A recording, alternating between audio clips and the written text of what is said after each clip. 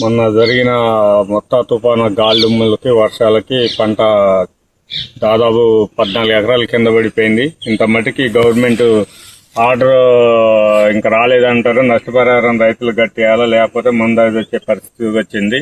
ఇంత మటుకు కూడా ఏ వాళ్ళకి సర్వే చేయడానికి కూడా పర్మిషన్ ఇవ్వలేదు ఈ రాష్ట్ర గవర్నమెంట్. ఇక్కడే కాదు, ప్రతి దాదాపు ఈ ఏరియాలో దాదాపు 170 ఎకరాల దాకా ఆగమైపోయే పరిస్థితిలో ఉంది. ఇప్పుడు బాగా డ్యామేజ్ అయింది. 50 ఎకరాల దాకా ఉంది. ఇంత మటుకి ఏ వాళ్ళు కానీ ఎవరు కానీ ఈ ప్రభుత్వం వాళ్ళకి ఏ వాళ్ళని అడిగితే ఈ ప్రభుత్వం మాకు ఆర్డర్ రాలేదని అని అంటున్నారు. వాళ్ళు కూడా ఆర్డర్ రాని వాళ్ళు కూడా ఏం చేస్తామని చెప్పేసి మేము కూడా మాట్లాడి తక్షణ ప్రభుత్వం మమ్మల్ని రైతులను ఆదుకోవాలని చెప్పేసి కోరుకుంటున్నాం. లేదంటే మొత్తం వచ్చి మేము ధర్నా చేసే పరిస్థితికి వస్తుంది.